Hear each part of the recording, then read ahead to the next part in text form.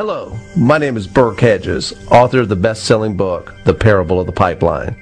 I open my book with a story about Pablo and Bruno, who take two very different paths in their quest for financial independence. What you're about to see is the delightful animated story of their adventure. So, sit back, relax, and enjoy the life-changing lessons in The Parable of the Pipeline.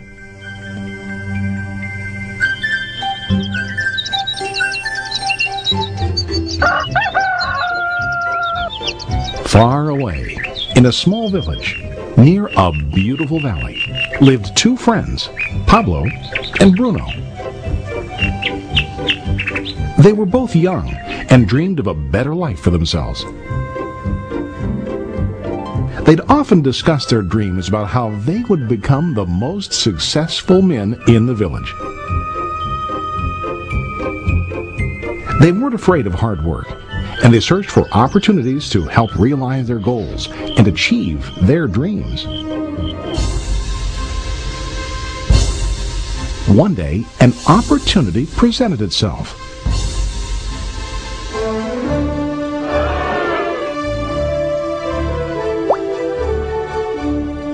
The mayor of the village decided to hire two people to bring water from a spring up on the mountain, across the valley, back down to the village.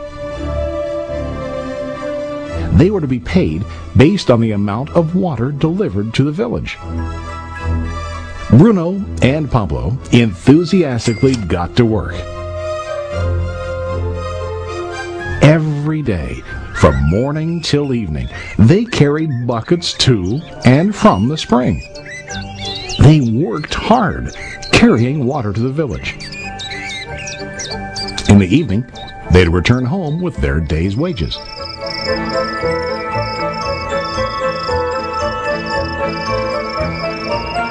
Bruno was satisfied with his work and the money he earned. He was sure that with this work he could achieve his dreams. Bruno thought that to increase his wages he could use bigger buckets to bring more water each trip.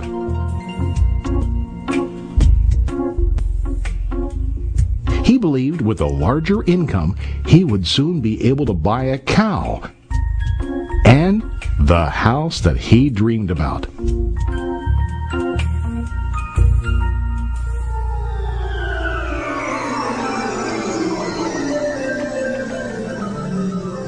Now Pablo was not satisfied. At the end of the day, his back and hands ached, and he was exhausted. He was looking for an easier way to earn more. One day an idea occurred to Pablo. He imagined building a pipeline to deliver the water from the mountain spring to the village. With this pipeline, he could get more water to the village without carrying buckets back and forth from the spring to the village. Soon, he got very excited about his idea and began to plan. Pablo, of course, shared his idea with his friend Bruno and asked him to join with him to work on and help build the pipeline. Bruno thought the idea was crazy. All Bruno could think about was what his money could buy today and how to get it quicker. He felt that building a pipeline would slow him down and delay him in achieving his goals. Instead, Bruno got bigger buckets and went more often back and forth, fetching water. He was sure that with this method, he could make more money. Pablo decided to build the pipeline on his own. He understood that it would not be easy to build, and it would take time to complete the pipeline. Pablo knew that it could take several years to finish, but he set his mind on his goal. Every day he worked and carried water like before. But on weekends and during his spare time, he worked hard to dig in the rocky soil and build his pipeline. In the first month, there was little to show for his work.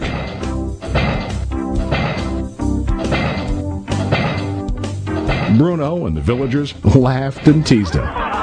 They called him Pablo the Pipeline Man. During this time, Bruno's income doubled. He already bought a cow and a bigger house. His lifestyle changed. He now spent time after work in the bar, enjoying his hard-earned wages from delivering water.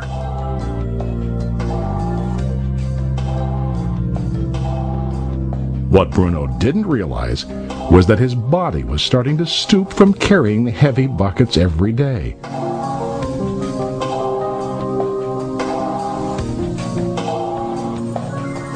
His face looked worn and his body tired. Soon, he began to carry less and less water due to the wear and tear on his body.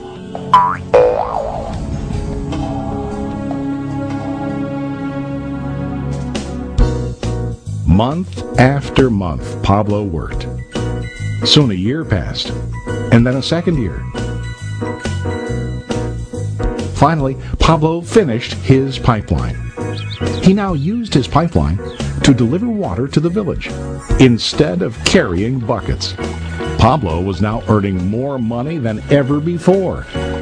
The water continued flowing to the village, while Pablo wasn't working. While he slept and ate, the water flowed. Pablo was happy and proud of his insight, persistence, and hard work. Now his income flowed as long as the water flowed through his pipeline.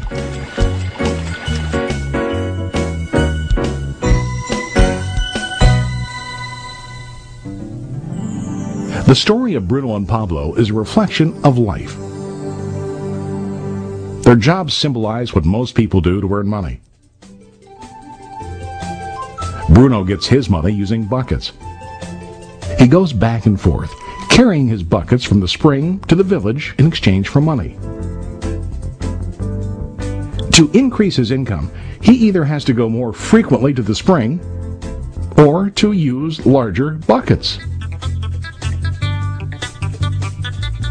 It's common in real life to increase our income by working harder. For example, working overtime or getting a second job. We also increase the size of our buckets by accepting a higher paying position, which often includes spending more time on the job. Most of us exchange time for money like Bruno.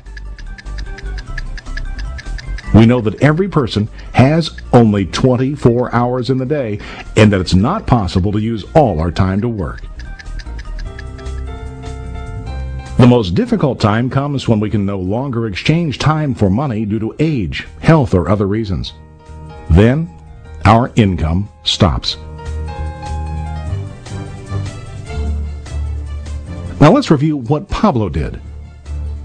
Very wisely, Pablo did not exchange all of his time for a limited income, but he used some of his time to build a pipeline. He knew that the pipeline would bring ongoing income as long as the water flowed. An ongoing income that multiplied the time he worked each day. Pablo knew that someday, maybe because of age or health, he would no longer be able to exchange his available time for money. Pablo knew that if he could make his idea of a pipeline work, then he only has to do the hard work of building the pipeline. After the pipeline was completed, Pablo was able to monitor and maintain the flow of water to ensure that his income will continue. Pablo has shown us that to earn an income, we don't always have to directly exchange time for money. There really are better ways. How about you? Are you still like Bruno, who directly exchanges time for money? Or do you want to be like Pablo, building and maintaining a pipeline for ongoing income? If you are interested in the idea of building your own pipeline,